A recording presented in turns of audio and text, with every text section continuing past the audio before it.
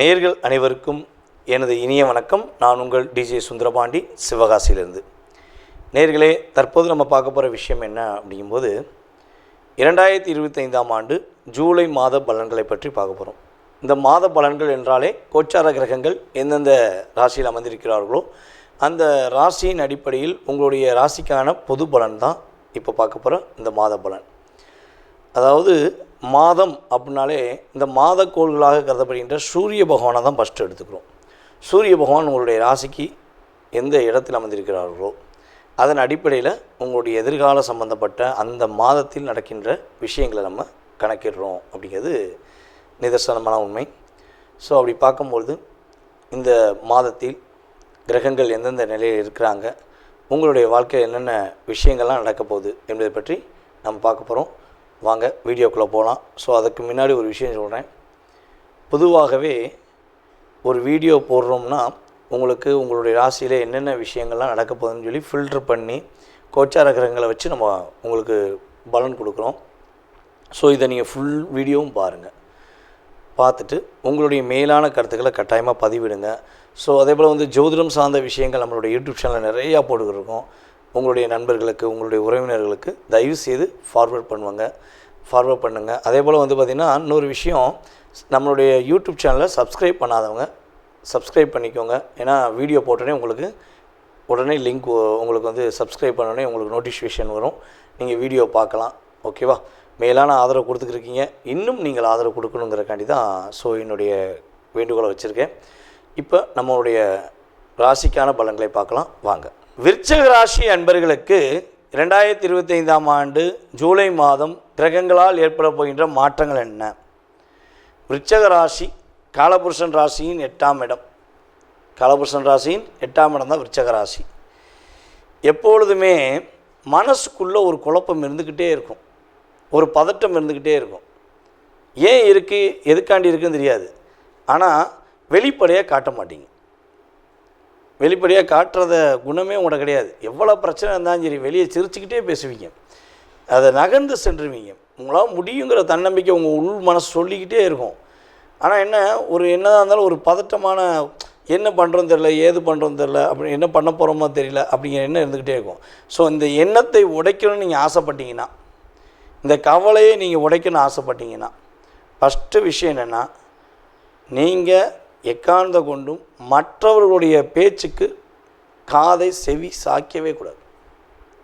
உண்மையிலே பார்த்திங்கன்னா விருச்சிக ராசிக்காரங்களாம் ஈஸியாக கொலைப்பட்டு போயிடுவாங்க. மற்றவங்க கூட இருக்காங்க பார்த்திங்களா, நீங்கள் ஒரு பிளானை பக்காவாக போட்டு வச்சுருப்பீங்க. இது பண்ணால் இந்த மாதிரி லாபம் வரும், இது பண்ணலைன்னா இந்த மாதிரி நட்டம் வருங்கிறத நீங்கள் ஒரு பிளான் போட்டு ஸ்கெட்ச் வச்சுருப்பீங்க. அதை அப்படியே கூட இருக்கவங்க என்ன பண்ணுவாங்கன்னா அப்படியே உங்களை குழப்பாம்ஸ் பண்ணி உங்களுக்கு எப்படி கஷ்டம் ஏற்படுத்தணுமோ அதுக்கு பிளானை கொடுத்துருவாங்க. நீங்கள் வேறு வழி இல்லாமல் ஸோ இது தப்பாக இருக்குமோ அப்படிங்கிற சிந்தனையில் செஞ்சுருவீங்க, கடைசியில் லாக் ஆகிடுவீங்க. அப்போ விருச்சிக ராசிக்காரங்க உங்களுடைய முழு சிந்தனைகளை, உங்களுடைய முழு செயல்பாடுகளை நீங்கள் நம்பி செஞ்சீங்கன்னா வெற்றி உண்டு.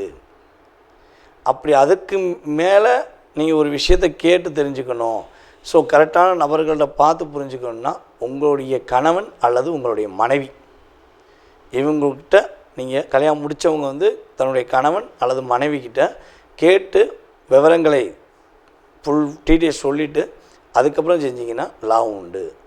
திருமணம் முடிக்காத நம்மளுடைய விருச்சிகராசி என்பர்கள் தங்களுடைய சகோதரிகள்கிட்ட, அதாவது சகோதரிக்கிட்ட மேக்ஸிமம் கேட்டு தெரிஞ்சுக்கலாம். அப்படி கரெக்டான பிளான், அதாவது சகோதரி போல் பழகின்ற ஒரு உறவு அப்படின்ட்டு பார்த்திங்களா, அவங்ககிட்ட கேட்டு தெரிஞ்சுக்கிட்டிங்கன்னா லாபம் உண்டு. ஐயா இவங்ககிட்ட தான் நிறைய பாதிப்பு அடைஞ்சேன், இவங்கள்ட்ட தான் கஷ்டப்பட்டேன், நான் இவங்களால தான் கஷ்டப்பட்டேன் அப்படின்னு நீங்கள் சொல்ல வரீங்கன்னா அவங்களுடைய ராசிக்கும் உங்களுடைய ராசிக்கும் 6-8 இருக்கும். அல்லது உங்களுடைய லக்னமும் அவங்களுடைய லக்னமும் 6-8 இருந்தால் மட்டும்தான் பிரச்சனையை சந்திச்சிருப்பீங்க. இல்லைன்னா இந்த உறவு உங்களை ஏமாற்றிருக்க வாய்ப்பில்லை என்பது கருத்து.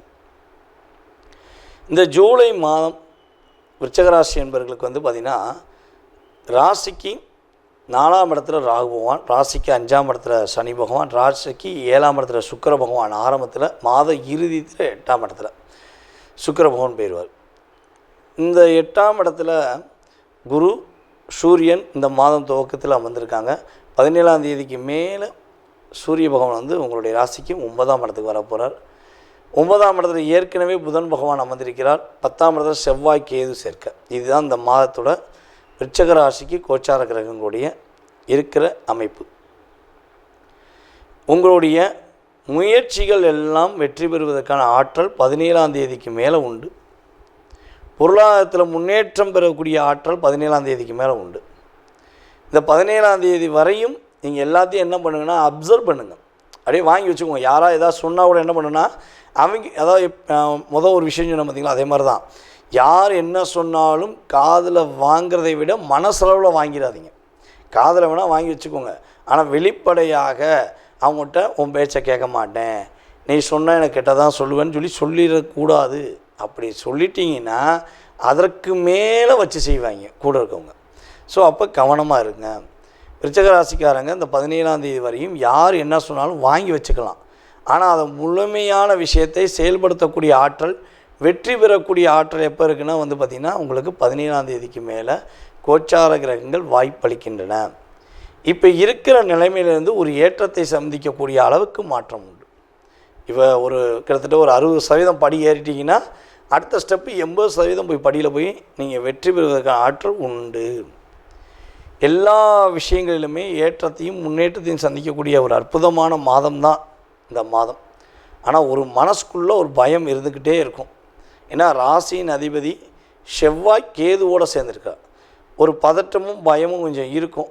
அப்போ என்ன பண்ணணுன்னா, நீங்கள் செவ்வாய்க்கிழமை விநாயகர் பகவானை யமகண்ட நேரத்தில் போய் வழிபாடு செஞ்சீங்கன்னா இந்த பதட்டமும் பயமும் இல்லாமல் நீங்கள் வெற்றி பெறுவதற்கான வாய்ப்பு உண்டு.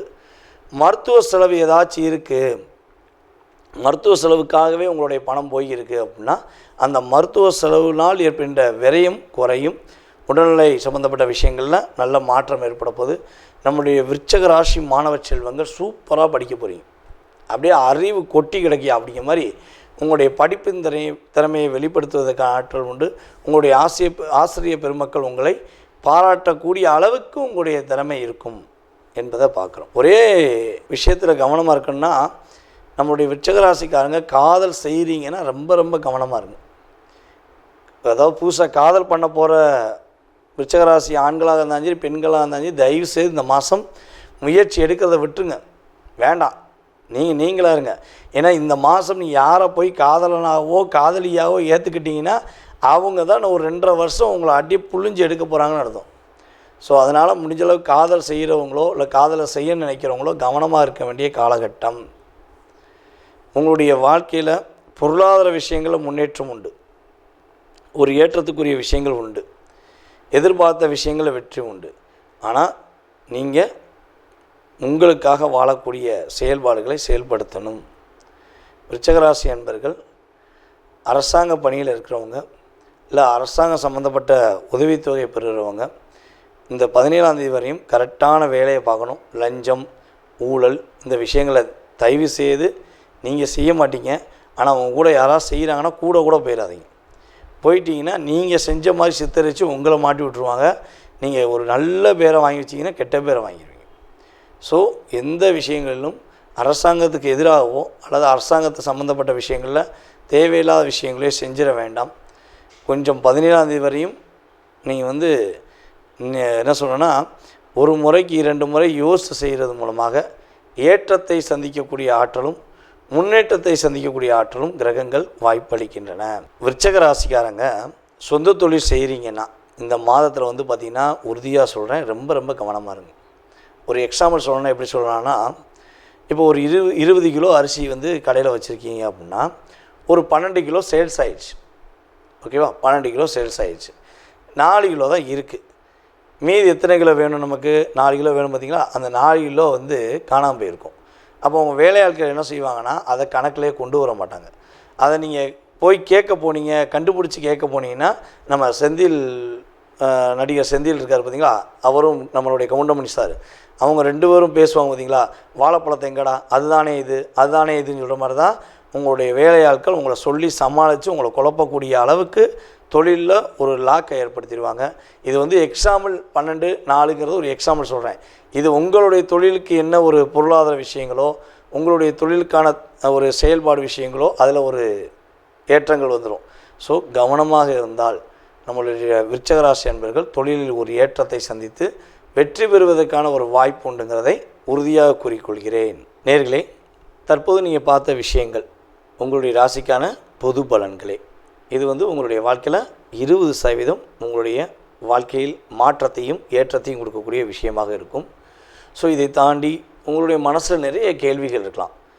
வீடு கட்டுறதுலேருந்து, கல்யாணம் முடிக்கிறதுலேருந்து, கடன் பிரச்சனையிலேருந்து, உடல் ஆரோக்கியத்திலேருந்து, ஸோ எக்ஸட்ரா இந்த மனிதனுடைய கேள்விகளுக்கு அளவே கிடையாது. அப்படிங்கிற மாதிரி உங்களுடைய மனசில் நிறைய கேள்விகள் இருக்கலாம். ஸோ இந்த கேள்விக்கான பதிலை இந்த வீடியோவில் நம்ம முழுமையாக பார்க்க முடியுமானா 100% கிடையாது.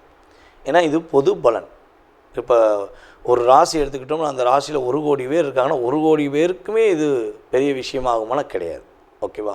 ஸோ அப்போ உங்களுடைய சுய ஜாதகம், உங்களுடைய லக்னம், உங்களுடைய கிரக அமைப்பு ரீதியாக உங்களுடைய நட்சத்திரம், உங்களுடைய ராசியின் அடிப்படையில், அதே போல் உங்களுடைய தசா புத்தி அடிப்படையில் இப்போ உங்களுக்கு என்ன தசா நடக்குது, என்ன புத்தி நடக்குது, ஸோ கடந்த காலங்களில் உங்களுக்கு என்னென்ன நடந்திருக்கும், எதிர்காலத்தில் என்ன நடக்க போகுது அப்படிங்கிறத மிக துல்லியமாக தெரிஞ்சுக்கணும்னு நீங்கள் விருப்பப்பட்டால் கீழே உள்ள நம்பருக்கு நீங்கள் என்ன பண்ணுங்கன்னா மேக்ஸிமம் வாட்ஸ்அப்பில் எஸ்எம்எஸ் போட்டு விடுங்க. அதில் எஸ்எம்எஸ் போடும்போது தாங்கள் எந்த ஊர்லேருந்து பேசுகிறீங்க, அதே போல் எந்த நாட்டிலேருந்து ஜாதகம் பார்க்கணுன்னு விருப்பப்படுறீங்க அப்படிங்கிறத தயவுசெய்து இன்ஃபார்ம் பண்ணுங்கள். ஏன்னா நமக்கு வெளிநாட்டிலலாம் நிறைய கால்ஸ் வருது. எல்லா ஊர்லேருந்துமே, எல்லா கண்ட்ரிலேருந்து வருது. கனடாலேருந்து, சிங்கப்பூர்லேருந்து, மலேசியாவிலேருந்து, ஸோ ஆஸ்திரேலியாவில் கூட நமக்கு நிறைய பேர் நம்மகிட்ட ஜாதகம் பார்த்துக்கிட்டு இருக்காங்க. அப்போ டைம் வேரியேஷன் ஆகும். இந்தியாவுக்கும் அந்த நாடுகளுக்கும் உள்ள மற்ற நாடுகளுக்குள்ள டைம் வேரியேஷன் வித்தியாசமாக இருக்கும். ஸோ அப்போ நீங்கள் எந்த நாட்டிலேருந்து பேசுகிறீங்க அப்படிங்கிறீங்களோ அதுக்கு தக்கன உங்களுக்கு அப்பாயின்மெண்ட் டைம் கொடுக்கப்படும். ஸோ அதனால் தயவுசெய்து மேக்ஸிமம் கால் பண்ணி எடுக்கலைன்னா நீங்கள் வாட்ஸ்அப்லேயே எஸ்எம்எஸ் பண்ணுங்கள்.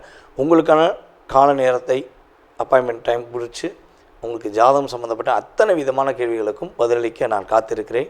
மேலும் உங்களுடைய மேலான ஆதரவை கொடுத்த எங்களுடைய ரசிக பெருமக்களுக்கும் அன்பு நேயர்கள் உங்களுக்கும் என்னுடைய பணிவான நன்றியை கூறி விடைபெறுகிறேன். நன்றி, வணக்கம்.